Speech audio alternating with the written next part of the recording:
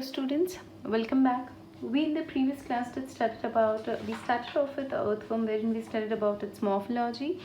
We even studied about its anatomy, and now even the digestive system. And now we shall be beginning with studying of its circulatory system.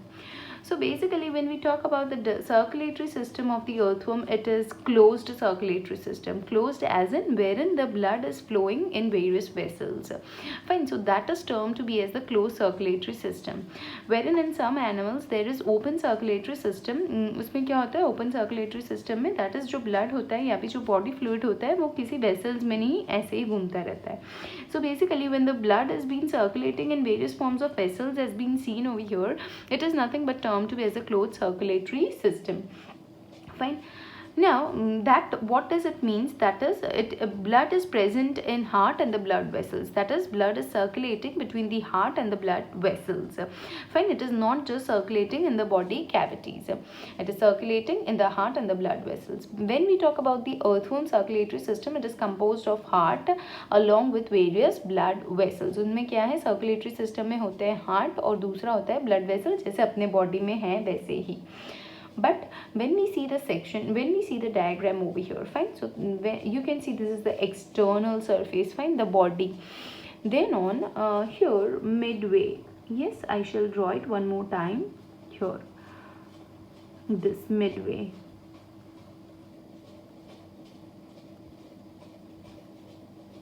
So basically this is nothing but again the digestive system which is present exactly in the middle. Fine. Now over here you can see the red one. That is nothing but the dorsal vessel. The vessel which can be seen on the dorsal side. So that is nothing which is present on the dorsal side. So that is the dorsal vessel. Yes, here you can see it, the dorsal vessel. Similarly, the vessel which is on the other side, that is on the ventral side, it is nothing but termed to be as the ventral vessel. So पहले हम सबसे पहले क्या draw करेंगे? Dorsal. फिर उसके साथ ही साथ हम draw करेंगे ventral vessels. Fine. The dorsal vessels में से छोटी छोटी vessels emerge हो रही हैं, वो आप draw कर सकते हैं. वैसे ही ventral में से emerge हो रही हैं. Fine. Then on in the midway you can see that is in the 7th and in the 9th segment. Fine. That is, there are presence of heart which are termed to be as the lateral heart. If you can see, that is the one over here and the other one over here. So both of them are nothing but the lateral hearts. Those are nothing but the lateral hearts. Similarly, if you move ahead in the 12th and the 13th segment, so in the 12th and the 13th segment too, you will be able to see that is lateral esophageal heart. These are also heart. So esophageal heart, the lateral esophageal heart. So basically we have two hearts, that is one in 7th, one in 9th. The other two are in 12 and 13. So basically it has division of hearts. Fine.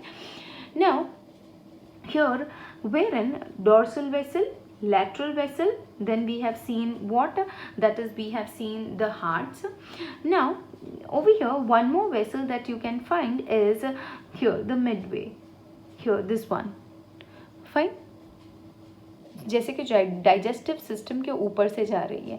So that is nothing but the oesophageal vessel, the lateral oesophageal vessel, जो ऐसे digestive system के ऊपर से pass on हो रही है and then on it is here, it is moving over here. So basically this is nothing but the lateral oesophageal vessel, the one which is supplying the blood to the oesophagus part of the digestive system. Fine. Dorsal vessel, ventral vessel, then we have lateral hearts and we have lateral esophagus heart. So the four labeling are very clear to you. Fine. The other one is the one which is passing from the digestive system, that is the esophagus, जो esophagus को blood पहुंचा रहा है, lateral esophagus vessel. Similarly, you can find another one here. Yes, the vessel from here, yes, here, this one, the one which is merging and something like this. So that is nothing but that is the subneural vessel. That is nothing but the subneural vessel. It is nothing but the subneural vessel. You can join both of them here. So basically this is the subneural vessel which is supplying the blood to the nervous system. Fine. So that is the subneural vessel.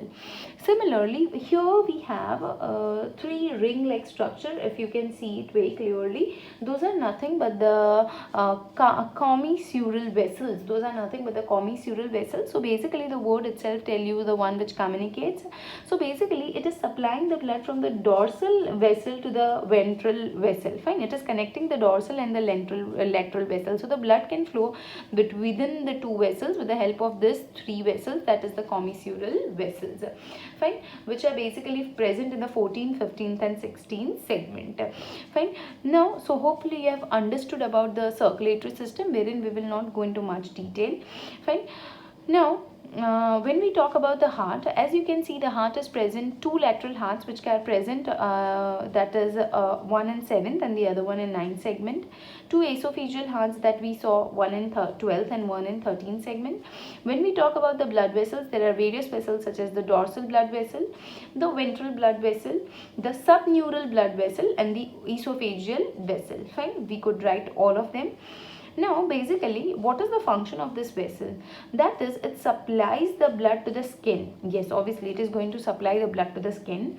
It is going to supply the blood to the alimentary canal, the mouth, the pharynx, the other part, that is the gizzard we have, then we have the esophagus, fine, every other part. So, that is, it is going to supply the blood to the alimentary canal, and subneural jaise hai, so it will supply it to the nervous system. So, all the blood vessels that we have is going to supply the blood to all the different parts that we have in our body, in earthworm's body, that is skin, alimentary canal, nervous system, fine.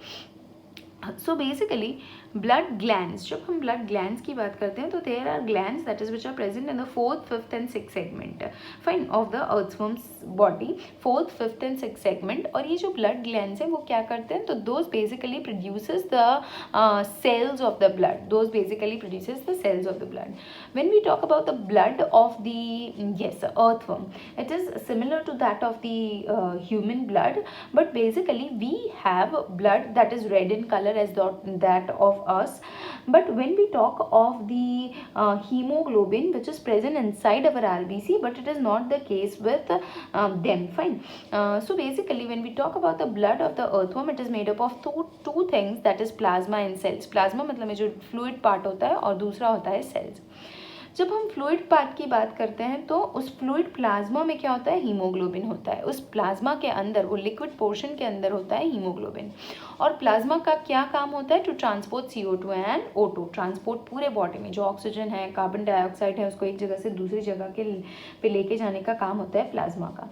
अब इनके अंदर जो sales होते हैं वो कौन से sales होते हैं, तो फेगोसाइटिक सेल्स होते हैं, which helps in to maintain the immunity of the earthworm, which provides immunity to the earthworm. So this is all that we have studied about the circulatory system of the earthworm. Now here, moving ahead with the next one, a very important one, that is talking about the excretory system, talking about nothing but the excretory system of the earthworm. So when we talk about the excretory system of the earthworm, excretory system का मतलब क्या होता है, a system which helps to get rid of the waste which is present in the earthworm's body. तो जैसे हमारे body की बात करते हैं तो हमारे एक्सक्रीटरी यूनिट का मेन ऑर्गन कौन सा है, तो भाई समझ लो वी हैव किडनी. अब किडनी के अंदर क्या होता है, जैसे कि आपने 10th स्टैंडर्ड में पढ़ा था, किडनी के अंदर होता है नेफ्रॉन, उसका सबसे छोटा यूनिट. जैसे कि एक किडनी है तो एक किडनी का सबसे छोटा यूनिट कौन सा होता है, जैसे 10 लाख नेफ्रॉन होते हैं किडनी के अंदर. तो we have studied about its structure too, fine, wherein it starts from the Bowman's capsule to the proximal convoluted tubule and to the loop of Henle's, and then we have the distal convoluted tubule and then we have the collecting duct. तो ऐसे हमारे में कितने 10 lakh nephrons होते हैं एक kidney में. तो ये सबसे छोटे से छोटा यूनिट होता है किडनी का, कौन सा, नेफ्रॉन. वैसे ही जब हम बात करते हैं तो अर्थवर्म के बॉडी में किडनीज तो नहीं है समझ लो, but it basically has what, it has nephridia. उसका एक्सक्रीटरी यूनिट कौन सा है, तो नेफ्रीडिया. अब नेफ्रीडिया भी सिमिलर एक नेफ्रॉन की जैसे कॉइल्ड स्ट्रक्चर ही आप बोल लो. कैसा होता है, वो कॉइल्ड स्ट्रक्चर जैसा ही होता है, ट्यूब लाइक स्ट्रक्चर होता है. उसका बेसिक स्ट्रक्चर जैसे कि नेफ्रॉन का बेसिक स्ट्रक्चर ये है, वैसे ही एक नेफ्रीडिया जो होता है, नेफ्रीडिया का बेसिक स्ट्रक्चर को जैसे होता है, नीचे एक फनल शेप स्ट्रक्चर होता है, जैसे समझ लो ये फनल शेप स्ट्रक्चर है और फिर पाइप है, तो वैसे ही ये फनल शेप स्ट्रक्चर है और फिर ऐसे इंटरकॉइल्ड क्या है, तो जैसे कॉइल की गई पाइप्स हैं, फाइन, जो ऐसे लूप में बनी हुई है, फाइन, कंप्लीट, और इधर आके वो एंड हो रही है, समझ लो, फाइन। तो ये है सबसे छोटे से छोटा यूनिट जो होता है एक्सक्रीटरी यूनिट का, फाइन। जैसे कि हम बात करते हैं, तो just if you can have a look at this, when you are able to see so many dots, fine, when you see so many dots, those are nothing but nephridiopores, जो हमने आगे पढ़े थे। ये जो पोर्स हैं वो क्या है, नेफ्रीडियोपोर्स हैं, फाइन। अब ये जो पोर्स होते हैं, ये पोर्स मतलब में क्या होते हैं, तो ये that is the ending of the nephridia, fine, which is opening out of the skin, fine, and therefore the material will pass out from this pore. So basically जो funnel shape structure होता है उसको बोलते हैं नेफ्रोस्टोम। क्या बोलते हैं, nephrostome. yes, it is termed to be as nephrostome. And ये जो ट्यूबुलर स्ट्रक्चर होता है उसको हम, उसमें बहुत सारे डिविजन है, पर convoluted tubule, turn tubule, coil tubule बोल सकते हैं। So basically we will call it for now that is convoluted tubules. yes, सो बेसिकली ये एक सबसे छोटा यूनिट होता है और उसका एक्सटीरियर ओपनिंग जो होता है वो कहाँ होता है, स्किन के ऊपर होता है, जो मैक्सिमम डॉट्स हम देख सकते हैं। अब ये जो डॉट्स होते हैं वो 3 से लेके लास्ट सेगमेंट तक हमें दिखते हैं, फाइन। तो it is present through out the body. अब हम जब नेफ्रेडिया की बात करते हैं, जैसे मैंने बात की ये नेफ्रेडिया है, फाइन। तो नेफ्रेडिया जो अर्थवर्म होता है उनकी बॉडी में 3 तरह के होते हैं। So basically there are septal nephridia, integumentary nephridia and pharyngeal nephridia. जब हम सेप्टल नेफ्रेडिया की बात करते हैं, चलो we will start with the very first one, that is septal nephridia. Septal nephridia क्या होता है, 15 से लेके लास्ट सेगमेंट तक जितने भी नेफ्रेडिया दिख रहे हैं, 15 से लेके लास्ट सेगमेंट तक अर्थवर्म के बॉडी में, वो होते हैं सेप्टल नेफ्रेडिया, फाइन। तो वो जो नेफ्रेडिया होते हैं, those are also term to be as inter segmental septa, fine. Inter segmental, those are present at the inter segmental grooves, इस जगह पे प्रेजेंट होते हैं, जो ये जगह होती है, जैसे कि ये अर्थवर्म है, समझ लो, फाइन। और ये अर्थवर्म के बॉडी में जो सेगमेंट्स हैं, तो इधर जो ओपन होने वाले ये जो ये क्या होता है, मेटामियर्स होते हैं। पर इस जगह पे जो नेफ्रेडिया ओपन होते हैं, फाइन, 15 से लेके लास्ट सेगमेंट तक, उसे हम बोलेंगे सेप्टल नेफ्रेडिया। अब ये जो सेप्टल नेफ्रेडिया है, वो नेफ्रेडिया का जो पोर होता है, ये जैसे कि पोर है आउट ऑफ द बॉडी, तो ये जो नेफ्रेडिया होता है वो कहाँ सब कुछ डालते हैं, वो जो नेफ्रेडिया होते हैं जो 15 से लेके लास्ट तक सेप्टम में ऐसे इंटरसेप्टम ग्रूव में प्रेजेंट होते हैं, वो अपना जो भी वेस्ट है वो कहाँ डालते हैं, they put it into the intestine. कहाँ डालते हैं, इनटू द इंटेस्टाइन। अब इंटेस्टाइन का मतलब क्या होता है, एंटेरो। इंटेस्टाइन का मतलब क्या होता है, एंटेरो। तो ऐसे नेफ्रेडिया जो इंटेस्टाइन में अपना वेस्ट डाल रही है उनको हम बोलेंगे एंटेरोनेफ्रिक। तो सेप्टल नेफ्रेडिया का दूसरा क्या नाम है, एंटेरोनेफ्रिक नेफ्रेडिया भी इनको बोला जाता है, फाइन। तो that is all about the septal nephridia. अब हम बात करेंगे, तो हाँ, अब जब सेप्टल नेफ्रेडिया की बात करो तो एक चीज़ ध्यान रखना, ये एक ऐसे इनको कंप्लीट नेफ्रेडिया भी बोला जाता है। क्यों कंप्लीट नेफ्रेडिया बोला जाता है, I shall quote it somewhere over here, those are also term to be as a complete nephridia. तो क्यों, बिकॉज वो ऐसे हैं जिनमें ये नेफ्रोस्टोम प्रेजेंट होते हैं। बाकी जो दो टाइप्स हैं उनमें ये नेफ्रोस्टोम जो फनल लाइक स्ट्रक्चर होता है वो एब्सेंट होता है, किसमें, नेफ्रेडिया में, फाइन। अब जब हम फर्दर बात करेंगे तो इंटेग्यूमेंट्री नेफ्रेडिया की बात करो तो वो 3rd से लेके लास्ट तक प्रेजेंट होता है। तो बेसिकली आप देख सकते हैं 3rd से लेके लास्ट तक, fine, attach to the body walls. अब ये जो नेफ्रेडिया होते हैं वो कहाँ अटैच्ड होते हैं, तो they are attach to the body walls. ये बॉडी वॉल के साथ जो मैंने ये बात की, तो ये कौन से थे जो मैंने ये वैसे बॉडी बताई, ये स्किन बताया, तो स्किन से का साथ जो अटैच होते हैं वो वाले हैं इंटेग्यूमेंट्री नेफ्रेडिया। इंटेग्यूमेंट का मीनिंग होता है स्किन, इंटेग्यूमेंट का क्या मीनिंग होता है, that is skin. So basically this are the nephridia which are attach to the skin. और 3rd से लेके लास्ट तक, ये 15 से लेके लास्ट तक, पर कहाँ प्रेजेंट होते हैं, ऐसे बीच में, इधर इसके ऊपर, बराबर, और ये इंटेस्टाइन में ओपन होते हैं। अब इनकी बात करो तो ये हैं स्किन से अटैच्ड होते हैं, तो देयरफॉर इनका जो ओपनिंग है वो डायरेक्टली, इनका जो वेस्ट है वो डायरेक्टली वो स्किन के बाहर डाल देंगे। Fine, open through the skin pores, और उन पोर्स को हम बोलेंगे नेफ्रीडियोपोर्स। इनको क्या बोलते हैं हम? नेफ्रीडियोपोर्स। सो थर्ड से लेके लास्ट सेगमेंट तक फाइन जो नेफ्रेडिया होते हैं और उनके पोर्स स्किन पे होते हैं, तो ये सारे जितने हम डॉट्स देख रहे हैं फाइन, तो ये सारे थर्ड से लेके नीचे तक जो डॉट्स हम देखते हैं, तो जैसे कि ये देखो सेप्टल नेफ्रेडिया हमने ऐसे बताया है फाइन, जो ऐसे प्रेजेंट है सेप्टल, तो ऐसे सेप्टम पे प्रेजेंट होते हैं, जो इंटेस्टाइन में ओपन होते हैं। ऑन द कॉन्ट्रेरी जो ये डॉटेड स्ट्रक्चर्स हमने बताए वो सब में प्रेजेंट होते हैं, थर्ड से लेके सब, कितने भी बना दो, थर्ड से लेके सब में प्रेजेंट होते हैं। और वो कहाँ ओपन होते हैं? तो directly out of the body. तो ऐसे तो बहुत सारे होते हैं फाइन पूरे बॉडी में। So that is third to the last, attach to the body walls, open to the skin, and therefore ऐसे पोर्स जो पूरे बॉडी में दिखाई देते हैं उनको बोलेंगे नेफ्रीडियोपोर्स। वो जो डॉटेड स्ट्रक्चर दिखते हैं उनको बोलते हैं नेफ्रीडियोपोर्स। अब ये जो हैं ये एक्सोनेफ्रिक हैं। एक्सोनेफ्रिक का मतलब क्या होता है? एक्सो मतलब में आउटसाइड और नेफ्रिक ऐसे नेफ्रेडिया जो बाहर स्किन से बाहर डायरेक्टली अपना सीक्रेशन पोर कर रहे हैं, अपना वेस्ट, सीक्रेशन नहीं, जो वेस्ट कलेक्ट किया गया है वो डायरेक्टली बाहर फेंक रहे हैं, तो एक्सोनेफ्रिक। फाइन, अब इनकी बात करें तो इनमें भी नेफ्रोस्टोम नहीं होता, तो इनको भी हम सिंपल नेफ्रेडिया बोलेंगे। क्या बोलेंगे? सिंपल। ये है कंप्लीट, ये है सिंपल और ये भी है सिंपल। अब दूसरे की बात कर लो तो फेरेंजियल नेफ्रेडिया। फेरेंजियल का मतलब ही होता है नियर द फेरिंग्स। जो नेफ्रेडिया हमें फेरिंग्स में दिखाई देते हैं उनको हम बोलेंगे क्या? तो दैट इज फेरेंजियल नेफ्रेडिया। तो बेसिकली ये फोर्थ, फिफ्थ और 6 सेगमेंट में हमें दिखाई देता है। Yes, one more thing about this integumentary nephridia is now 14, 15 और 16 जो रीजन होता है, कौन सा? 14, 15 और 16 जो क्लाइटेलियम रीजन होता है, बेसिकली हमें पता है 14, 15, 16 में वो डार्क कलर का बैंड दिखता है। तो इस रीजन में ये बहुत सारे होते हैं, जैसे कि 2000 से 2500 जितने होते हैं ये फाइन इन 3 सेगमेंट में। तो उनको बोलेंगे फॉरेस्ट ऑफ नेफ्रेडिया। क्या बोलेंगे? उस जगह को हम बोलते हैं जहाँ बहुत सारे नेफ्रेडिया इकट्ठे हो रहे हैं, तो उनको बोलेंगे forest of nephridia. Fine, in which segment? 14, 15 है, 16 सेगमेंट है जिनका नंबर इतने से इतना हो सकता है। सिमिलरली फेरेंजियल नेफ्रेडिया की जब हम बात करें तो वो 4th, 5th, 6th सेगमेंट में सिर्फ 3 सेगमेंट में, जैसे कि जहाँ फेरिंग्स है वहाँ ही हमें मिलेगा।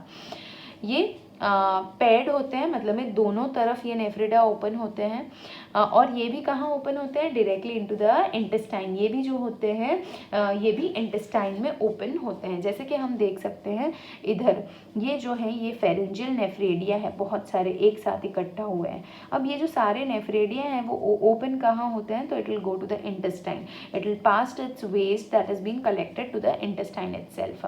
Fine, so basically opens into the intestine। As intestine में ओपन होते हैं, वापस वही word enteronephric. Fine, now one pair of tuft और बंच, टफ्ट को हम दूसरा वर्ड क्या देते हैं? बंच, पर सेगमेंट, हर segment 5th, 6th, 4th, 5th और 6th तीनों सेगमेंट में इनका बंच दिखाई देता है। फाइन, तो जिनमें कितने नेफ्रेडिया होते हैं? समझ लो 100 जितने नेफ्रेडिया एक बंच में होते हैं। तो जैसे कि हमने एक बंच की बात कर ली, तो इधर 100 नेफ्रेडिया होते हैं, इधर 100 नेफ्रेडिया कलेक्ट हो रहे हैं, इधर 100, इधर 100, इधर 100, इधर 100, और सारे के सारे जो ओपनिंग होगा वो कहाँ ओपन होगा? Into the intestine. फाइन, वो कहाँ जाएगा? इंटेस्टाइन, और इंटेस्टाइन से वो कहाँ जाने वाला है? ऑब्वियसली टू द एनस, और वो एनस से बाहर निकल जाएगा। और बाकी जो है वो डायरेक्टली स्किन से निकलता है, तो वो एक्सक्रीशन एनस से भी करता है और इवन स्किन से भी करता है। फाइन, अब जब फंक्शन की बात करें ये नेफ्रेडिया की, तो ये क्या करता है? सारे जितने भी नेफ्रेडिया, जितने डिफरेंट टाइप के हैं, वो क्या करेगा? ये जो नेफ्रेडिया होते हैं वो क्या करते हैं? वो नाइट्रोजन को ऑब्जॉर्ब कर लेते हैं, जो नाइट्रोजन के वेस्ट को, नाइट्रोजन वेस्ट को ऑब्जॉर्ब कर लेंगे, और ऑब्जॉर्ब करने पे क्या करेंगे? अपने बॉडी में थोड़ी रखेंगे, उनको किस में कन्वर्ट करते हैं? It will get converted to urea में कन्वर्ट करते हैं, और जब ज़्यादा बारिश वगैरह होती है तब वो लोग उसको अमोनिया में भी कन्वर्ट कर सकते हैं। When there is more amount of water then they can excrete out in the form of ammonia also, but basically they excrete out in the form of urea. Fine, हाँ, तो intestine में गया होगा तो anus से बाहर निकलेगा, वरना तो इंटेग्यूमेंट्री नेफ्रिडिया से बाहर निकल रहा है तो that is from the body wall. Fine. Osmo regulation करने का काम भी इनका ही होता है, जैसे हमारे किडनी भी ये दो काम करती है, वेस्ट को कलेक्ट करके आउटसाइड बॉडी डालती है। फाइन। एंड दूसरा काम क्या करती है हमारी किडनी, तो ऑस्मो रेगुलेशन का। वैसे ही इसके जो नेफ्रेडिया हैं वो क्या काम करते हैं, ऑस्मो रेगुलेशन का, जिनका मतलब है वो वाटर और जो सॉल्ट्स होता है उसके लेवल को क्या करते हैं, बैलेंस करते हैं। Fine. So this is basically all about the excretory system that you have to remember. Fine. Now some more important details about it if we just have a look. Basically we have chloragogen cells और chloragogen sales, कुछ भी बोल सकते हो आप उनको, either way it could be pronounced. सो ये जो सेल्स होते हैं वो गट में से बनते हैं और ये क्या करते हैं, यूरिया बनाने में काम करते हैं। वैसे ही ये जो सेल्स हैं ये फूड रिजर्व, जो एक्स्ट्रा फूड है उसको स्टोर करते हैं।